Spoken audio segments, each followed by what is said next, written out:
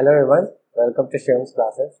In today's lecture, we are going to discuss problem number 1 to 4 of exercise 3.4 from chapter number 3, and that is from standard level mathematics.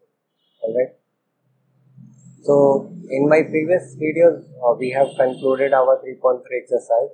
In today's lecture, we'll start with problem number 1, and just like any other video, first we'll try to understand the concept behind this problem and then try to solve this problem.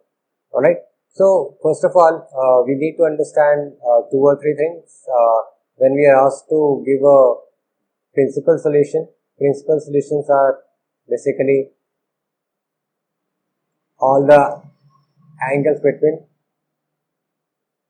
Principal solutions will have theta between or x between 0 to 2 pi. And then general solution will have something. General solutions will have something in terms of n, alright, where n is an element of z, right?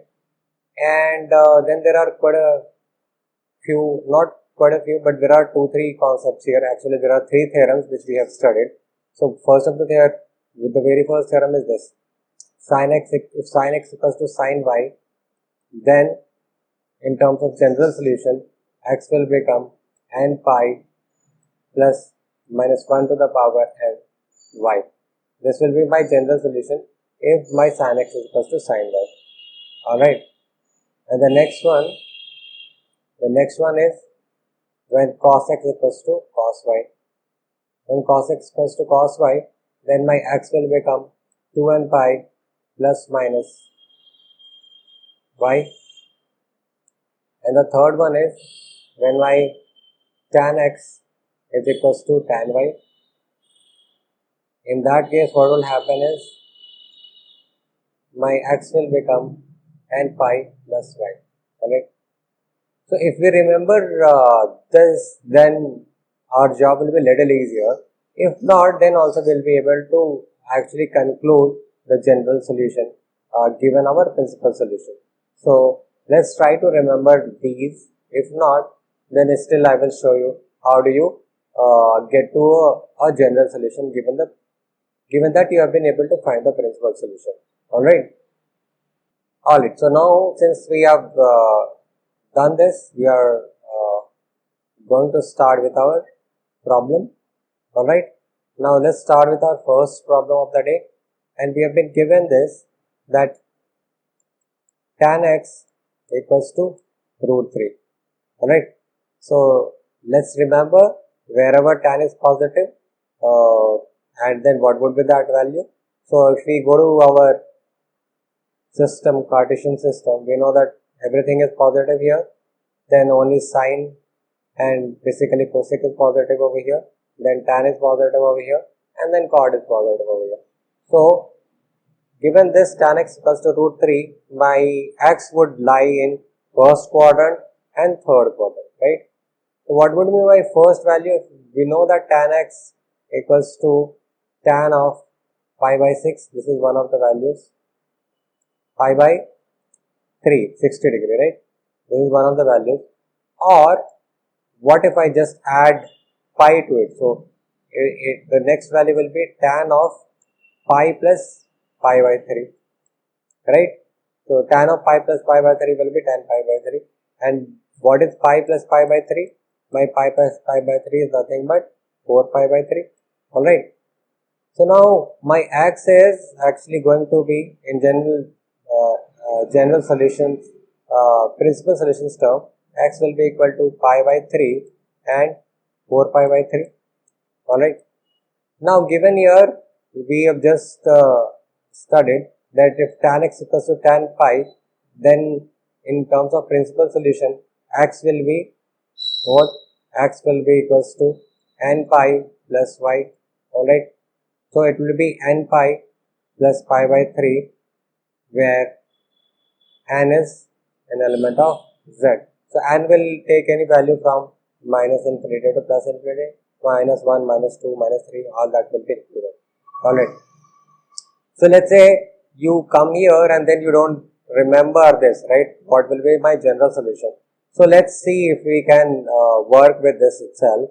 What I had done here you can see the one part was pi by 3, right? One part was pi by 3, and next one when I was trying to do, I was doing tan pi plus pi by 3.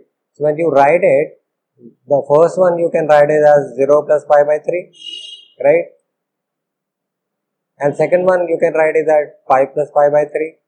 And we know that our values repeat after every pi. So next one will be 2 pi plus pi by 3, and so on and so forth. So this is my first one, 0 plus pi by 3. This is my second one, 4 pi by 3. And then third one is this gonna be 7 pi by 3, or so on and so forth. But here you see this first one is 0, second one is pi, third one is 2 pi. So can I write it like n pi plus pi by 3, at least here, where n equals to 0, 1 and 2, and so on and so forth. So actually we can go on like this, and this will be true even for the negative values, and that is why you get this general solution. This is your general solution, and this is your principal solution. So principal solution is basically between 0 to 2 pi, and that's what we got. And the second one, as I said, we are going to get like this, x equals to n pi plus y, which is a general solution. Alright, so the first one we are done with. Now let's take the next one, which is secx equals to 2. So let's go to the next page and put my secx equals to 2. Alright, again let's figure out where all this secx will be positive. So secx is nothing but it's 1 upon cosec. So it will be positive here in first quadrant, and then here, right? For first and fourth it will be positive. So my values of secx would be, first of all, if you remember what is gonna be your sec theta, if you know your cos theta. So if secx equals to 2, then what will be your value in terms of angle? So we know that cos of pi by pi by 3 is a 1 by 2, right? So sec of pi by 3 would be 2, if you remember. That's good. I generally remember with cos, and then I try to do a reciprocal. So yeah, so this is gonna be your one is gonna be sec x equals to sec of pi by 3, and then the next one would be, here it is pi by 3 basically, and then the next one would be, you have to come to the fourth quadrant.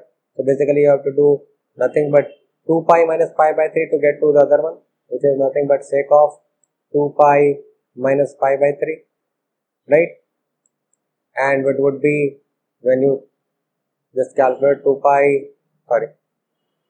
minus pi by 3, what will you get? 2 pi minus pi by 3, you will get 5 pi by 3, right?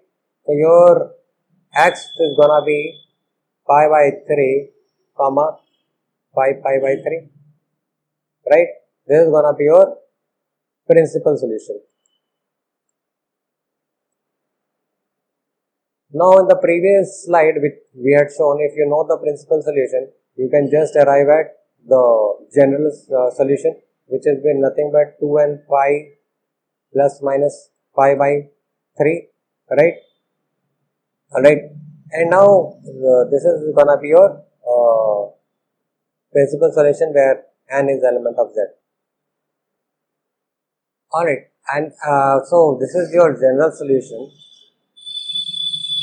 Okay, so you might be wondering, why do we take pi by 3 and not 5 pi by 3, right? So the let's say if you want to write 5 pi by 3, what you will write 5 pi by 3 as?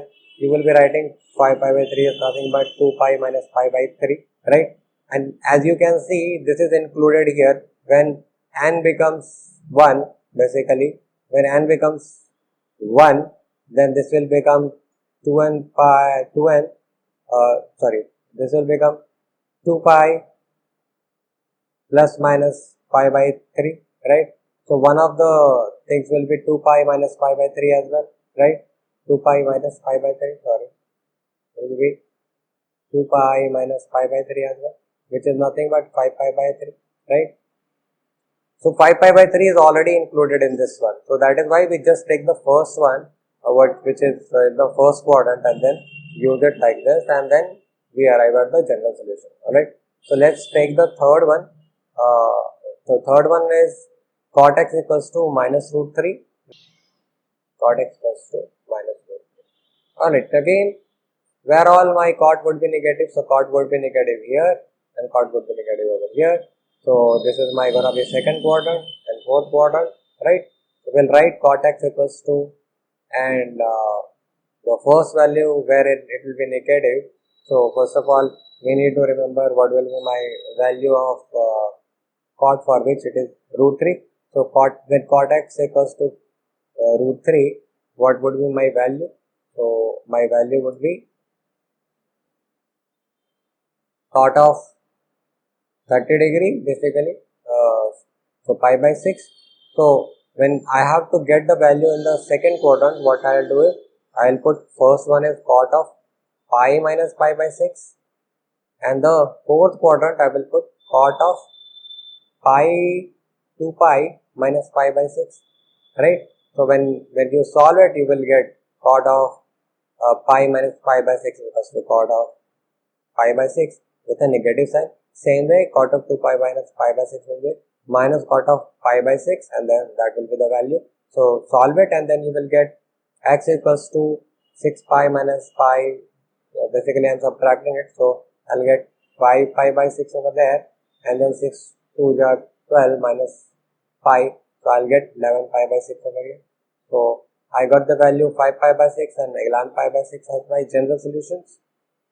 Alright, and now coming to the principal solution, just like my tanx, my x would be n pi plus y.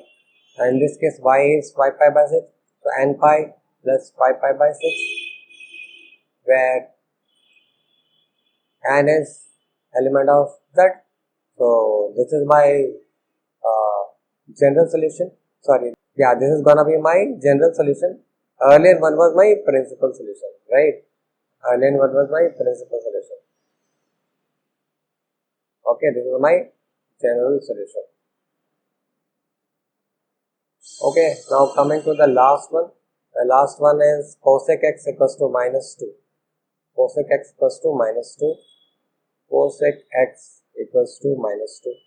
Now, where all cosec will be negative, cosec is a reciprocal of sine, so it will be negative here and negative here, so it will be in third and fourth quadrant, right? So again, since I remember don't remember the value of cosec x when it is 2, I remember when sine x is equals to 2, so I remember when it is my sine x, sine of what is equal to 1 by 2, so my sine of pi by 6, 30 degree is 1 by 2, so my cosec of pi by 6 will be 2, right? So pi by 6 I got the value when it is 2, I just have to figure out when it will be negative. So my principal solution will be cosec of pi plus pi by 6. Why I did pi plus pi by 6? Because it has to be in this quadrant, and cosec pi plus pi by 6 will return me cos pi by 6, and this will be negative in this quadrant. And then second one would be my cosec of 2 pi minus pi by 6. So what I did is I just went to this full circle and then come back here pi by 6. So in this quadrant anyways my sine would be sine theta and cosec theta would be negative. So x would be pi plus pi by 6 is 7 pi by 6, and this is 7 to 12, this is gonna be 11 pi by 6. Now these are my principal solutions, right? Principal solutions. Given my principal solution, I can find out general solution because cosec will follow sine. So here as well it will be what? N pi plus minus 1 to the power n, and sine pi by 6. So this is where n is element of z. So this is going to be my general solution. Alright. So yeah, this is how we do it. When you remember these three things, right? When you remember these three things, when sin x equals to sin y, then what will be your general solution? When cos x equals to cos y, what is the general solution? And when tan x equals to tan y, what is the general solution? Then it is easier to do. Otherwise as well, you just have to look at your principal solutions and then try to come up with a general solution, because you know that when the values of various entities repeat, right? Tan x repeat after every pi, cotx repeat after every pi, whereas sin x, cosec x, sec x all repeat after 2 pi. So right, this is the last thing also you should remember, that when so tan and cot values repeat after pi, whereas